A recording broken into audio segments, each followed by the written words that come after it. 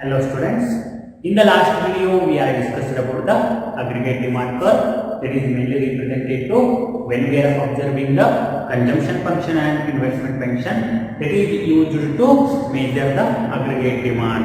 It means when we are observing the meaning of aggregate demand that is mainly represented to the when the adding or summation of consumption function and investment function is called aggregate demand.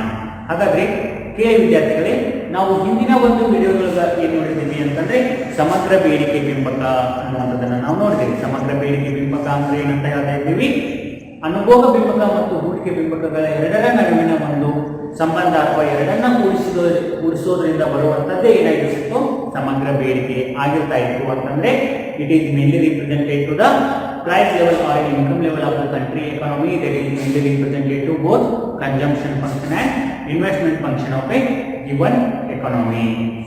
ಅಂತಂದ್ರೆ ಒಂದು ಆರ್ಥಿಕತೆ ಒಳಗ ಒಂದು ಆದಾಯದ ಪ್ರಮಾಣದ ಆಧಾರದ ಮೇಲೆ ಅನುಭೋಗ ಮತ್ತು ಹೂಡಿಕೆ ಬಿಂಬಕಗಳನ್ನ ನಾವು ಏನು ನೋಡ್ತಿದ್ದೀವಿ, ಆ ಸಮಗ್ರ ಬೇಡಿಕೆ ಬಿಂಬಕದಲ್ಲಿ ನೋಡ್ತಾ ಇದ್ದೀವಿ ಅಂತ ಹೇಳ್ತೀವಿ. So in this video we are discussed about the another one of the important concept, supply side of macroeconomic equilibrium. ಹಾಗಾದ್ರೆ ಈ ಒಂದು ವಿಡಿಯೋದಲ್ಲಿ ಇದು ಸಹ ಒಂದು ಮಹತ್ವದ ವಿಷಯವಾಗಿದೆ. ಯಾವುದು ಅಂತಂದ್ರೆ ಸಮಗ್ರ ಆರ್ಥಿಕ ಸಮತೋಲನದ ಪೂರೈಕೆ. ಸಮಗ್ರ ಆರ್ಥಿಕ ಸಮತೋಲನದ ಪೂರೈಕೆ ಅಂತ ಹೇಳ್ತೀವಿ. It is compulsory for 6 marks question. ಇದನ್ನ ನಿಮಗೆ ಏನ್ ಕೇಳ್ತಾನ ಅಂತಂದ್ರೆ 6 marks ಗೆ ಕೇಳ್ತಾನ. ಏನಂತ ಕೇಳ್ತಾನ ಅಂತಂದ್ರೆ explain the supply side of macro economic equilibrium. Explain the supply side of macro economic equilibrium ಅಂತ ಕೇಳ್ತಾನ. ಅಂದ್ರೆ ಸಮಗ್ರ ಆರ್ಥಿಕ ಸಮತೋಲನದ ಪೂರೈಕೆಯನ್ನ ವಿವರಿಸಿರಿ ಅಂತ ಕೇಳಿದಾಗ ಈ ಕ್ವಶನ್ ಅನ್ನ ಬರೀಬೇಕಾಗ್ತದೆ.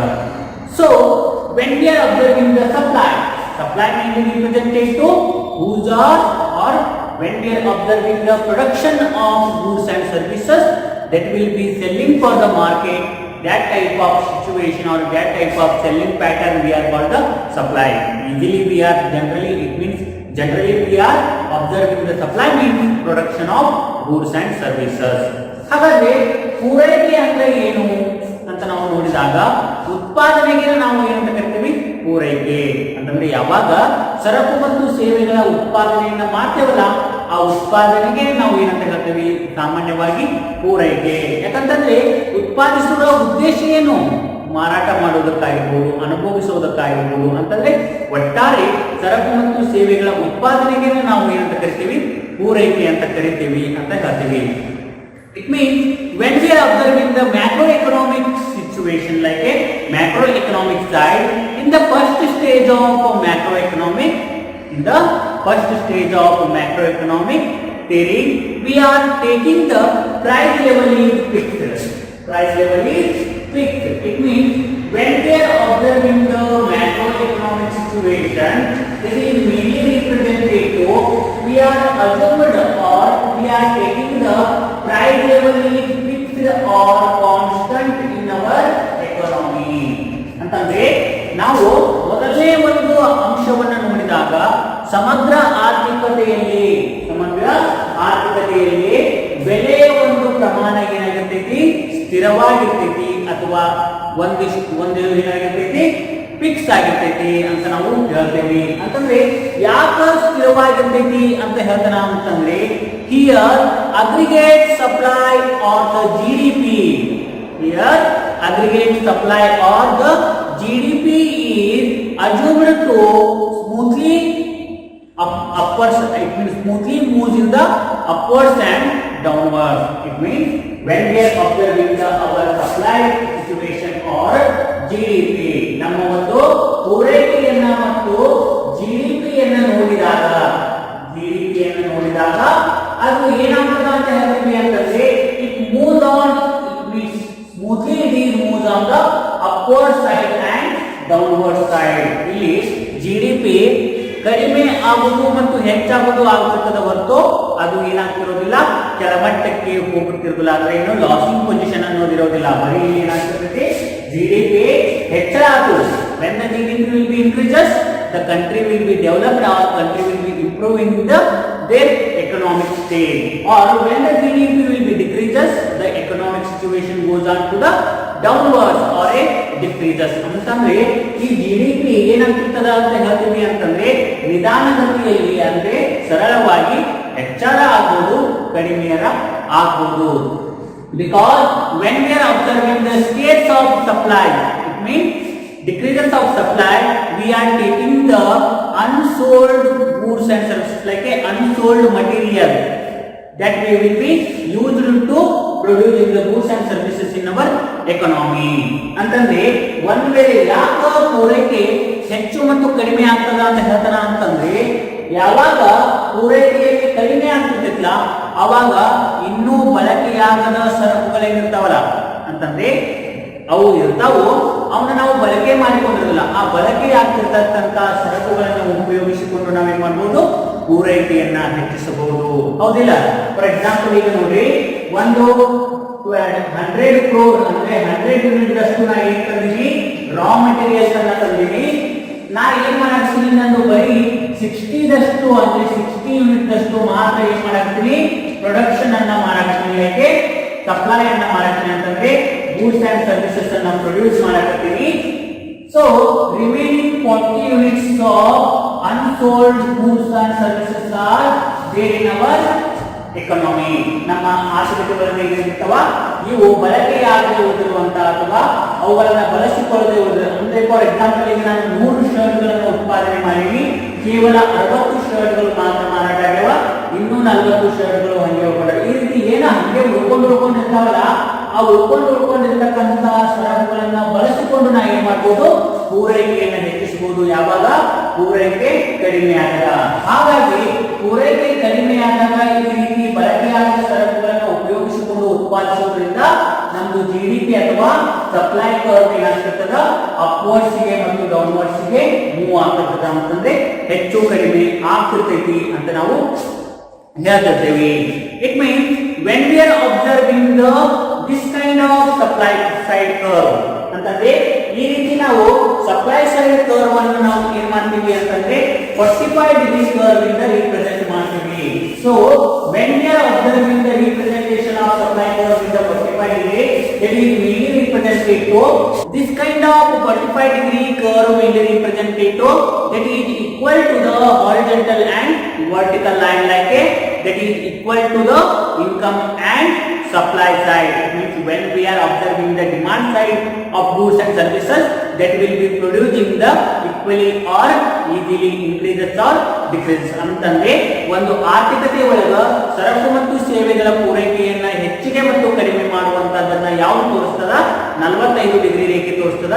45 ಡಿಗ್ರಿ ರೇಖೆ ಏನ್ ತೋರಿಸ್ತೈತಿ, ಲಂಬ ಕಕ್ಷೆ ಮತ್ತು ತಲಾ ಕಕ್ಷೆ ಅಂತಂದ್ರೆ ಎತ್ತರ ಮತ್ತು ಅಡ್ಡವಾಗಿರ್ತಕ್ಕಂಥ ಎರಡರ ಒಂದು ಸಮತೋಲನವನ್ನ ತೋರಿಸೋದ್ರಿಂದ ಪೂರೈಕೆ ಪ್ರಮಾಣ ಏನಾಗ್ತೈತಿ, ಸಮ ಪ್ರಮಾಣದಲ್ಲಿ ನಡೀತೈತಿ. ಸಮ ಪ್ರಮಾಣದಲ್ಲಿ ನಡೀತೈತಿ ಅನ್ನುವಂಥದ್ದೇನು ಮ್ಯಾಕ್ರೋ ಎಕನಾಮಿಕ್ ಒಂದು ಅಜಂಪ್ಷನ್. ಸಪ್ಲೈ ಏನಾಗಿರ್ತದ, ಇಕ್ವಿಲಿಬ್ರಿಯಂ ಒಳಗ ಇರ್ತದ. ಅದಕ್ಕೆ ಫಸ್ಟ್ ಚಾಪ್ಟರ್ ಒಳಗಡೆ ಏನ್ ಹೇಳ್ತಾರ ಅಂತಂದ್ರೆ we are assumed the market situation will be constant.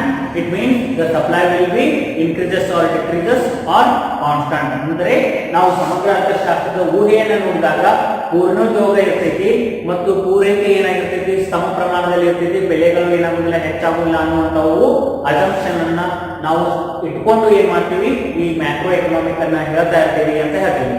ಹಾಗಾದ್ರೆ ಇಲ್ಲಿ ನಾವು ಯಾವ ರೀತಿ ಆಗ್ತದ ಅಂತ ನಾವು ಹೇಳೋಣ ಅಂತಂದ್ರೆ ಒಂದು ಡಯಾಗ್ರಾಮ್ಟಿಕಲಿ ನೋಡಿ ಅಮ್ಮ. when we are observing the supply curve that is mainly represented to the OX axis and OY axis. ಇಲ್ಲಿ ಸಹ ನಾವು ಈ ಪೂರೈಕೆ ರೇಖೆಯನ್ನ ಏನ್ ಮಾಡ್ತೀವಿ, OX ಮತ್ತು OY ರೇಖೆ ಮುಖಾಂತರ ತೋರಿಸ್ತೀವಿ ಅಂತ ಹೇಳ್ತಾನ. and when we are observing the OY axis that is mainly represented to the aggregate supply. aggregate supply ಅಂತಂದ್ರೆ ಇಲ್ಲಿ OY ರೇಖೆಯನ್ನ ಏನನ್ನ ತೋರಿಸಿಕೊಟ್ಟೈತಿ, ಸಮಗ್ರ ಪೂರೈಕೆಯನ್ನ ತೋರಿಸಿಕೊಟ್ರೆ O ಮತ್ತು OX axis OY axis ಅನ್ನು ತೋರಿಸಿಕೊಡ್ತೈತಿ, aggregate supply ಅನ್ನು ತೋರಿಸಿಕೊಡ್ತೈತಿ. and OX axis ನಂಗ ಏನು ತೋರಿಸಿಕೊಡ್ತೈತಿ, GDP ಅನ್ನ ತೋರಿಸಿಕೊಡ್ತದ. OX ಏನು ತೋರಿಸಿಕೊಡ್ತದ, GDP ಆರ್ ಇನ್ಕಮ್ ಅಂತಾನು ಹೇಳ್ಬೋದು ಇದಕ್ಕ. ಯಾಕಂತಂದ್ರೆ GDP ಅಂತಂದ್ರೆ ಏನು, ಇನ್ಕಮ್ ಅಂತ ನಾವು ಹೇಳ್ಬೋದು ಅಂತ ಹೇಳ್ತಾನ. ಅಂತಂದ್ರೆ OX ರೇಖೆ ತೋರಿಸಿಕೊಡ್ತೈತಿ, ಆದಾಯದ ರೇಖೆಯನ್ನ ತೋರಿಸಿಕೊಡ್ತೈತಿ ಅಥವಾ ಆದಾಯದ ಪ್ರಮಾಣ the 45 degree curve, it is called a equilibrium curve. ಇದನ್ನ ನಾವು ಏನು ಹೇಳ್ತೀವಿ 45 degree curve. 45 degree curve mainly represented that is the intersect of horizontal and vertical line to the equally. ಇದು horizontal line ಮತ್ತು vertical line ಅನ್ನ equal ಆಗಿ intersect ಮಾಡೋದ್ರಿಂದ ಅಥವಾ equal ಆಗಿ divide ಮಾಡೋದ್ರಿಂದ ಇದನ್ನ ನಾವು ಏನು ಹೇಳ್ತೀವಿ equilibrium state. It means 45 degree curve mainly represented the equilibrium situation. ಯಾವಾಗ 45 ಡಿಗ್ರಿ ರೇಖೆಯನ್ನು ಹಾಕ್ತೇವಲ್ಲ ಅದು ಏನು ತೋರಿಸ್ಕೊಳ್ತದ ಸಮತೋಲನ ಪ್ರಮಾಣವನ್ನು. ಯಾಕಂದ್ರೆ ಇದಿಷ್ಟು ಮತ್ತು ಇದಿಷ್ಟು ಏನಾಗಿರ್ತದೆ ಎರಡು ಸಮವಾಗಿರ್ತದೆ. ಸಮವಾಗಿರ್ತದೆ ಅಂತಂದ್ರೆ ಏನು ಇನ್ಕಮ್ ಮತ್ತು ಸಪ್ಲೈ ಎರಡು ಈಕ್ವಲ್ ಆಗಿರ್ತದೆ. Suppose when we are observing in our economy, ಹಾಗಾದ್ರೆ ನನ್ನ ಒಂದು ಆರ್ಥಿಕತೆ ಒಳಗ 1000 ದಷ್ಟು GDP ಐತಿ. ಎಷ್ಟದ 1000 ದಷ್ಟು GDP ಐತಿ ಅಂತ ತಿಳ್ಕೊಳ್ಳೋಣ ಅಥವಾ ಇನ್ಕಮ್ ಐತಿ ಅಂತ ತಿಳ್ಕೊಳ್ಳೋಣ. So this is mainly represented to the thousands of income level. ನಮ್ಮಿಷ್ಟು ಏನಾಗಿತ್ತು 1000 ದಷ್ಟು ಇನ್ಕಮ್ ಐತಿ ಅಂದಾಗ ಇಲ್ಲಿ ನೋಡ್ರಿ ಸಪ್ಲೈ ಏನಾಗ್ತದ ಅಂತಂದ್ರೆ this 1000 mainly represented to the supply situation. ಅಂದ್ರೆ ಇನ್ಕಮ್ 1000 ಇತ್ತು ಅಂತಂದ್ರೆ ಸಪ್ಲೈ ಸಹ ಏನಾಗ್ತದ 1000 ಅನ್ನ ಆಗ್ತದ. It means the A point mainly represented to the 1000 of income level and B point mainly represented to the supply of our economy. ಅಂತಂದ್ರೆ when we are observing the 1000 rupees of income, that 1000 rupees of income mainly represented to the supply side of 1000. ಅಂದ್ರೆ ಒಂದು ವೇಳೆ ನಮ್ಮ ಆರ್ಥಿಕತೆ ಒಳಗ 1000ದಷ್ಟು ಆದಾಯ ಬಂದಿತ್ತು ಅಂತಂದ್ರೆ ಪೂರೈಕೆಯು ಸಹ ಏನಾಗ್ತೈತಿ 1000ದಷ್ಟೇ ಆಗ್ತದ ಅಂತ ಇಲ್ಲಿ ನಾವು ಹೇಳ್ತೀವಿ. ಯಾಕಂತಂದ್ರೆ 45 degree curve mainly represented the equilibrium situation. When we are observing the income, that income is supplying the goods and services in our economy. When the GDP is 1000, our income level is 1000, the supply is also thousands of goods and services in our economy. ಅಂತಂದ್ರೆ ನಮ್ಮ ಆರ್ಥಿಕತೆ ಒಳಗ ಏನಾದರೂ 1000ದಷ್ಟು ಆದಾಯ ಇತ್ತು ಅಂತಂದ್ರೆ ಆ 1000ದಷ್ಟು ಆದಾಯ ಎಲ್ಲವೂ ಏನಾಗ್ತೈತಿ ಸರಕು ಮತ್ತು ಸೇವೆಗಳನ್ನು ಪೂರೈಕೆ ಮಾಡುತ್ತಿರ್ತೈತಿ ಅಂತ ಹೇಳ್ತೀವಿ. Because when we are observing the point A that is mainly represented to the income level and point B mainly represented to the obtained at the intersect of the 45 degree curve line and the vertical line to be at A. Means when we are observing the point A that intersect to the point B, that point B mainly represented to the supply of our economy. And when we are observing the under one equilibrium, ಹಾಗಾದ್ರೆ ಇದಕ್ಕೆ ನಾವು equilibrium ಅಂತ ಹೇಳ್ತೀವಿ. ಯಾಕೆ ಅಂತ ಹೇಳಬೇಕು ಅನ್ನೋದಕ್ಕೆ ನಾವು ಏನ್ ಹೇಳ್ತೀವಿ, ನಂದು equilibrium ಅನ್ನು ನೋಡಿದಾಗ ನಿಮಗೆ ಗೊತ್ತಾಗ್ತದ ಏನಿದು equilibrium ಅಂತ ಹೇಳ್ತೀವಿ ಅಂತಂದ್ರೆ. ಇದು ಗೊತ್ತಾಯ್ತಲ್ಲ, ಏನು ಇಲ್ಲ, ಸಿಂಪಲ್ ಆಗಿ ಏನಂತ ಹೇಳ್ತೀವಿ ಅಂತಂದ್ರೆ ಪ್ರೈಸ್ ಲೆವೆಲ್ ಏನಾಗಿರ್ತೈತಿ ಫಿಕ್ಸ್ಡ್ ಇರ್ತೈತಿ ಅಂತ ಹೇಳ್ತೀವಿ. ಯಾವಾಗ ಪ್ರೈಸ್ ಲೆವೆಲ್ ಫಿಕ್ಸ್ಡ್ ಇರ್ತದಲ್ಲ ನಮ್ಮ GDP ಏನಾಗ್ತಿರ್ತದ ಹೆಚ್ಚು ಕಡಿಮೆ ಆಗ್ತಿರ್ತದ. ಯಾಕಂತಂದ್ರೆ ಸಪ್ಲೈ ಏನಾಗ್ತಿರ್ತೈತಿ ಅಂತ ಹೇಳ್ತೀವಿ ನಾವು ಅಲ್ಲಿ ಸ್ಮೂತ್ಲಿ ಮೂವ್ ಆಗ್ತಿರ್ತದೆ. ಯಾವಾಗ ಬೇಕಾದ್ರೂ ಹೆಚ್ಚಿಗೆ ಮಾಡ್ಕೋಬಹುದು, ಯಾವಾಗ ಬೇಕಾದ್ರೂ ಕಡಿಮೆ ಮಾಡ್ಕೋಬಹುದು. ಹೆಚ್ಚಿಗೆ ಮಾಡ್ಕೋಬೇಕಾಗಿತ್ತು ಅಂತಂದ್ರೆ ಏನ್ ಮಾಡ್ತೀವಿ, ಅನ್ಸೋಲ್ಡ್ ಗೂಡ್ಸ್ ಅಂದ್ರೆ ಬಳಕೆಯಾಗದ ಅಥವಾ ಮಾರಾಟವಾಗದೆ ಉಳಿದಿರುವಂತಹ ಸರಕುಗಳನ್ನು ಬಳಸಿಕೊಂಡು ನಾವೇನ್ ಮಾಡಬಹುದು, ಈಸಿಯಾಗಿ ಸಪ್ಲೈ ಮಾಡಬಹುದು, ಅಂದ್ರೆ ಪೂರೈಕೆ ಮಾಡಬಹುದು ಅಂತ ಹೇಳ್ತೀವಿ. ಅದೇ ರೀತಿ ಒಂದು ವೇಳೆ ಪೂರೈಕೆಯನ್ನ ಕಡಿಮೆ ಮಾಡಬೇಕಾಗಿತ್ತು ಅಂತಂದ್ರೆ ಉತ್ಪಾದನೆಯನ್ನ ಕಡಿಮೆ ಮಾಡಿದೀವಿ ಅಂದ್ರೆ ಇಟ್ ಮೀನ್ಸ್ ಪ್ರೊಡಕ್ಷನ್ ಅನ್ನ ಡಿಕ್ರೀಸಸ್ ಮಾಡಿದೀವಿ ಅಂತಂದ್ರೆ ಸಪ್ಲೈ ಏನಾಗ್ತೈತಿ ಕಡಿಮೆ ಆಗಿರ್ತೈತಿ. therefore our supply curve mainly represented to the 45 degree curve. Suppose when we are observing the 45 degree curve, that is easily intersect the, that is easily measure the vertical line and horizontal line in equal portion. That portion mainly represented to the, suppose in our economy earning the 1000 rupees of GDP, that 1000 rupees of GDP will be supplying the goods and services of our economy, because the A point mainly represented to the income of GDP, income or GDP. The A point intersect the or touch the 45 degree curve. That 45 degree curve mainly represented to the supply of our economy. ಇಷ್ಟು ಏನು ತೋರಿಸ್ತೈತಿ, ನಮ್ಮ ಆರ್ಥಿಕತೆ ಒಳಗ ಇಷ್ಟು supply ಆಗ್ತೈತಿ ಅನ್ನುವಂಥದ್ದನ್ನ ತೋರಿಸ್ತೈತಿ ಅಂತ ಇಲ್ಲಿ ಹೇಳ್ಬಿಡ್ರಿ. ಇನ್ನ ಇದ್ರೊಳಗ ಹೇಳ್ಬೇಕು, ಏನ್ ಹೇಳ್ಬೇಕು, ಈ ಇಕ್ವಿಲಿಬ್ರಿಯಂ ಅನ್ನ ಹೇಳ್ಬೇಕು. ಹಾಗಾದ್ರೆ ಇಕ್ವಿಲಿಬ್ರಿಯಂ ಅಂತಂದ್ರೆ ಏನು ಅಂತ ಹೇಳ್ತೀವಿ ಅಂತಂದ್ರೆ, when we are observing the equilibrium, when the aggregate demand and aggregate supply intersect the single point, that is called a equilibrium. It means when we are observing the microeconomics, ನಾನು ಮೈಕ್ರೋಎಕನಾಮಿಕ್ಸ್ ಒಳಗೆ ಹೇಳಿದ್ದೆ ನೋಡ್ರಿ, ಯಾವುದು 6th ಚಾಪ್ಟರ್ ಒಳಗ equilibrium, market equilibrium ಒಳಗ ನಾವು ನೋಡಿದ್ವಿ. Equilibrium ಅಂತಂದ್ರೆ ಏನಂತ ಹೇಳ್ತೀವಿ, when the demand curve and supply curve intersect the single point. ಯಾವಾಗ ಡಿಮಾಂಡ್ ಕರ್ವ್ ಮತ್ತು ಸಪ್ಲೈ ಕರ್ವ್ ಎರಡೂ ಒಂದು ಬಿಂದುವಿನಲ್ಲಿ ಸಂಧಿಸ್ತಾವಲ್ಲ, ಅದಕ್ಕನ್ನ ನಾವೇನಂತಿದ್ದೇವೆ, ಸಮತೋಲನ ಅಂತ ಹೇಳ್ತಾ ಇದ್ದೀವಿ. ಹಾಗಾಗಿ ಯಾವಾಗ ಇಲ್ಲಿ ಅಗ್ರಿಗೇಟ್ ಸಪ್ಲೈ ಕರ್ವ್ ಮತ್ತು ಅಗ್ರಿಗೇಟ್ ಡಿಮಾಂಡ್ ಕರ್ವ್ ಇಂಟರ್ಸೆಕ್ಟ್ ಆಗ್ತದಲ್ಲ, ಅದಕ್ಕನ್ನ ನಾವು ಏನಂತ ಕರಿತೀವಿ, ಇಕ್ವಿಲಿಬ್ರಿಯಂ ಅಂತ ಹೇಳ್ತೀವಿ. ಹಾಗಾದ್ರೆ ನಾವು ಹಿಂದಿನ ಕ್ಲಾಸ್ ಒಳಗೆ ಆಲ್ರೆಡಿ ಏನ್ ನೋಡಿವಿ, ಅಗ್ರಿಗೇಟ್ ಡಿಮಾಂಡ್ ಕರ್ವ್ ಅನ್ನ ನೋಡಿವಿ. ಇಲ್ಲಿ ಏನ್ ನೋಡಿದೀವಿ, ಅಗ್ರಿಗೇಟ್ ಸಪ್ಲೈ ಕರ್ವ್ ಅನ್ನ ನೋಡಿದೀವಿ. ಈಗ ಎರಡೂ ಇಂಟರ್ಸೆಕ್ಟ್ ಆಗೋದ್ರಿಂದಲೇ ನಮಗೆ ಏನ್ ಸಿಗ್ತದ, ಇಕ್ವಿಲಿಬ್ರಿಯಂ ಸಿಗ್ತೈತಿ ಅಂತ ನಾವು ಹೇಳ್ತೀವಿ. ಹಾಗಾದ್ರೆ ಏನದು ಇಕ್ವಿಲಿಬ್ರಿಯಂ ಅಂತ ನಾವು ನೋಡಿದಾಗ, equilibrium mainly represented to the when the aggregate demand curve and aggregate supply curve intersect the single point, that point mainly represented to the equilibrium. ಹಾಗಾದ್ರೆ ಯಾವಾಗ ಸಮಗ್ರ ಪೂರೈಕೆ ರೇಖೆ ಮತ್ತು ಸಮಗ್ರ ಬೇಡಿಕೆ ರೇಖೆಗಳೆರಡೂ ಒಂದು ಬಿಂದುವಿನಲ್ಲಿ ಸಂಧಿಸ್ತಾವಲ್ಲ, ಅದಕ್ಕನ್ನ ನಾವು ಏನಂತ ಕರಿತೀವಿ, ಸಮತೋಲನ ಅಂತ ಕರಿತೀವಿ. ಯಾವಾಗ ಸಮಗ್ರ ಬೇಡಿಕೆ ರೇಖೆ ಮತ್ತು ಸಮಗ್ರ ಪೂರೈಕೆ ರೇಖೆಗಳು ಒಂದಕ್ಕೊಂದು ತಾಕ್ತವಲ್ಲ, ಆ ಬಿಂದು ಏನಾಗಿರ್ತೈತಿ, ಸಮತೋಲನ ಬಿಂದು ಆಗಿರ್ತೈತಿ ಅಂತ ಹೇಳ್ತೀವಿ. So here we are representing the 45-degree curve. That 45-degree curve will be represented to the aggregate supply curve. ಹಾಗಾದ್ರೆ ಇಲ್ಲಿ ನಾವು ಒಂದು ಏನು ತೆಗೆದುಕೊಳ್ಳಿ, 45-degree curve ಅನ್ನು ತೆಗೆದುಕೊಳ್ಳಿ. ಈ 45-degree curve ಏನಾಗೈತಿ ಅಂತ ಹೇಳ್ತೀವಿ ಅಂತಂದ್ರೆ ಸಮಗ್ರ ಪೂರೈಕೆ ರೇಖೆ ಆಗೈತಿ. ಇದು ಏನಾಗೈತಿ, ಸಮಗ್ರ ಪೂರೈಕೆ ರೇಖೆ ಆಗೈತಿ ಅಂತ ನಾವು ಹೇಳ್ತೀವಿ. ಅಥವಾ ಇದಕ್ಕನ್ನ ನಾವು ಏನಂತ ಹೇಳ್ತೀವಿ ಅಂತಂದ್ರೆ extend demand curve or extend demand curve and supply curve ಅಂತ ನಾವು ಹೇಳ್ಬೋದು. It means y-axis will be represented to the extend demand curve and supply curve. ಅಂದ್ರೆ ಇಲ್ಲಿ y ಏನು ತೋರಿಸ್ಕೊಡ್ತೈತಿ ಅಂತಂದ್ರೆ extend demand curve and supply curve ಅಂತಂದ್ರೆ ಯೋಜಿತ ಬೇಡಿಕೆ ರೇಖೆ ಮತ್ತು ಯೋಜಿತ ಸಮಗ್ರ ಬೇಡಿಕೆ ರೇಖೆ. extend aggregate demand curve ಅಂತ ಬರ್ಕೊಡಿ. extend aggregate demand curve ಅಂತಂದ್ರೆ ಯೋಜಿತ ಸಮಗ್ರ ಬೇಡಿಕೆ ಮತ್ತು ಸಮಗ್ರ ಪೂರೈಕೆ ರೇಖೆಯನ್ನ ತೋರಿಸಿಕೊಡ್ತೈತಿ. ಇನ್ನ OX ಏನು ತೋರಿಸಿಕೊಡ್ತೈತಿ ಅಂತ ಹೇಳ್ತೀವಿ ಅಂತಂದ್ರೆ ಇನ್ಕಮ್ ಅನ್ನ ತೋರಿಸಿಕೊಡ್ತೈತಿ, ಆದಾಯವನ್ನ ತೋರಿಸಿಕೊಡ್ತೈತಿ ಅಥವಾ GDP ಅನ್ನ ತೋರಿಸಿಕೊಡ್ತೈತಿ ಅಂತ ನಾವು ಹೇಳ್ತೀವಿ. So here when we are observing the 45-degree curve, that is mainly represented to the aggregate supply. ಹಾಗಾದ್ರೆ ಈ 45 ಡಿಗ್ರಿ ರೇಖೆಗಳಿಗೆ ತೋರಿಸಿಕೊಡಾಗ್ತೈತಿ, ಸಮಗ್ರ ಪೂರೈಕೆಯನ್ನು ತೋರಿಸಿಕೊಡಾಗ್ತದ.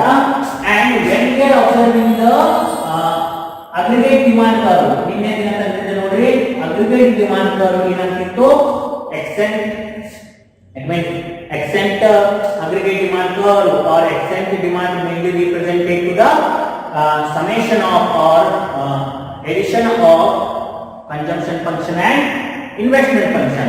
ಅಂದ್ರೆ ಸಮಗ್ರ ಬೇಡಿಕೆ ಬಿಂಬಕ ಏನು ತೋರಿಸಿಕೊಡ್ತಾ ಇತ್ತು ಅಂತ ಹೇಳ್ತೀವಿ ಅಂತಂದ್ರೆ ಅನುಭವ ಬಿಂಬಕ ಮತ್ತು ಹೂಡಿಕೆ ಬಿಂಬಕಗಳ ಎರಡರ ಸಂಕಲನದಿಂದ ದೊರೀತಾ ಇತ್ತು ಅನ್ನುವಂಥದ್ದನ್ನು ನಾವು ನೋಡ್ತಾ ಇದ್ದೀವಿ. So when we are observing the aggregate demand curve, that is mainly represented to the, it means this is 45-degree curve, this is 45-degree curve, this is aggregate demand curve, and when the supply curve and aggregate demand curve intersect to the single point, that point we are called the equilibrium point. ಹಾಗಾದ್ರೆ ಯಾವಾಗ ಸಮಗ್ರ ಬೇಡಿಕೆ ಮತ್ತು ಸಮಗ್ರ ಪೂರೈಕೆಗಳೆರಡೂ ಒಂದು ಬಿಂದುವಿನಲ್ಲಿ ಸಂಧಿಸ್ತಾವಲ್ಲ, ಆ ಬಿಂದು ಏನು, ಈ ಬಿಂದು ಆಗಿದೆ. This E point will be represented to the intersect of aggregate demand curve and aggregate supply curve. That point we are called the equilibrium.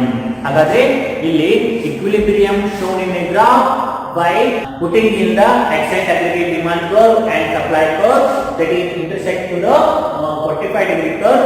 That 45-degree curve intersection of a E point, that E point we are called the 45 E point we are called the equilibrium point. So when we are observing the aggregate demand curve and aggregate supply curve intersect to the E point, that E point may be represented to the Y1 of income. ಹಾಗಾದ್ರೆ ಯಾವಾಗ ಸಮಗ್ರ ಬೇಡಿಕೆ ಮತ್ತು ಸಮಗ್ರ ಪೂರೈಕೆ ಎರಡು ಒಂದು ಬಿಂದುವಿನಲ್ಲಿ ಸಂಧಿಸ್ತಾವಲ್ಲ, ಅದು ಏನ್ ತೋರಿಸ್ತೈತಿ y1 ದಷ್ಟು ಇನ್ಕಮ್ ಅನ್ನ ತೋರಿಸ್ತೈತಿ y1 ದಷ್ಟು ಇನ್ಕಮ್ ಅನ್ನ ತೋರಿಸ್ತದ and when we are observing the price ಹಾಗಾದ್ರೆ ಪ್ರೈಸ್ ಕಾನ್ಸ್ಟೆಂಟ್ ಇರ್ತೈತಿ ಅಂತ ನಾವು ಏನ್ ಹೇಳ್ತಿದ್ದೇವಲ್ಲ ಈ ಪಾಯಿಂಟ್ ಒಳಗೆ ಏನಾಗ್ತೈತಿ ನನಗ ಪ್ರೈಸ್ ಡಿಟರ್ಮೈನ್ ಆಗ್ತದ ಇಟ್ ಮೀನ್ಸ್ ಹಿಯರ್ ಓಎಲ್ ಹಾಗಾದ್ರೆ ಏನಿದು OL ಅಂತ ಹೇಳ್ತೀವಿ ನಾವು OL mainly represented to the this type of OL mainly represented to the autonomous consumption and autonomous investment that M mainly represented to the price line like it is tan alpha mainly represented to the price condition or a price of our economy or price of our goods and services in this equilibrium point. So here we are observing the equilibrium situation when the aggregate demand curve and aggregate supply curve intersect at a single point. That point we are called the equilibrium point. ಇಲ್ಲಿ ನಿಮಗೆ ಬರೀ ಸಮತೋಲನವನ್ನ ತೋರಿಸಬೇಕಾಗಿದೆ. ಹಾಗಾಗಿ ಸಮತೋಲನವನ್ನ ಹೇಗೆ ಕಂಡುಹಿಡಿತೀವಿ ಅಂತಂದ್ರೆ ಸಮಗ್ರ ಬೇಡಿಕೆ ರೇಖೆ ಮತ್ತು ಸಮಗ್ರ ಪೂರೈಕೆ ರೇಖೆಗಳು ಸಂಧಿಸುವ ಬಿಂದುವಿನಲ್ಲಿ ಏನಾಗ್ತದೆ ಸಮತೋಲನ ನಡೀತದೆ. ಹಾಗಾಗಿ ಸಮಗ್ರ ಬೇಡಿಕೆ ರೇಖೆ ಮತ್ತು ಸಮಗ್ರ ಪೂರೈಕೆ ರೇಖೆಗಳೆರಡು ಈ ಬಿಂದುವಿನಲ್ಲಿ ಸಂಧಿಸವ ಆ ಬಿಂದುವಿಗೆ ನಾವು ಏನು ಕರಿತೀವಿ ಸಮತೋಲನ ಬಿಂದು ಅಂತ ಹೇಳ್ತೀವಿ ಅಂತ ಹೇಳೋಣ. ಈ ಸಮತೋಲನ ಬಿಂದುವಿನಿಂದ ಏನಾಗ್ತದ OX axis ಗೆ ಇಂಟರ್ಸೆಕ್ಟ್ ಆಗ್ತದ ಆಗ ಏನ್ ತೋರಿಸ್ತೈತಿ ಆ ಕಂಟ್ರಿದು ಇನ್ಕಮ್ ಲೆವೆಲ್ ಅನ್ನ ತೋರಿಸ್ತೈತಿ ಅಂತಂದ್ರೆ ಆದಾಯವನ್ನ ಅಂದ್ರೆ OY1 ಅಷ್ಟು ಏನಾಗ್ತೈತಿ ಅಂತಂದ್ರೆ ಇಕ್ವಿಲಿಬ್ರಿಯಂ ಇದ್ದಾಗ ನಮಗೆ ಏನು ಸಿಗ್ತೈತಿ ಇನ್ಕಮ್ ಬರ್ತೈತಿ ಅಥವಾ GDP ಬರ್ತೈತಿ ಅಂತ ಹೇಳ್ತಾನ. ಇದಿಷ್ಟು ಹೇಳಿದ್ವಿ ನಿಮ್ಗ supply side of macro economic equilibrium ಅಂತಂದ್ರೆ ಸಮಗ್ರ ಆರ್ಥಿಕ ಸಮತೋಲನದ ಪೂರೈಕೆ ಅನ್ನುವಂಥದ್ದೈತಿ. ಬಹಳಷ್ಟು ಈಜಿ ಐತಿ. 6 ಮಾರ್ಕ್ಸ್ ಕೇಳಿದಾಗ ಒಟ್ಟ ಮಿಸ್ ಮಾಡಕ್ ಹೋಗ್ಬೇಡ್ರಿ. ಈಸಿಯಾಗಿ ನೀವು ಏನ್ ಮಾಡ್ಬೋದು 6 ಮಾರ್ಕ್ಸ್ ಅನ್ನ ಪಡ್ಕೊಳ್ಳುವಂತ ಕಾನ್ಸೆಪ್ಟ್ ಐತಿ. ಓಕೆ.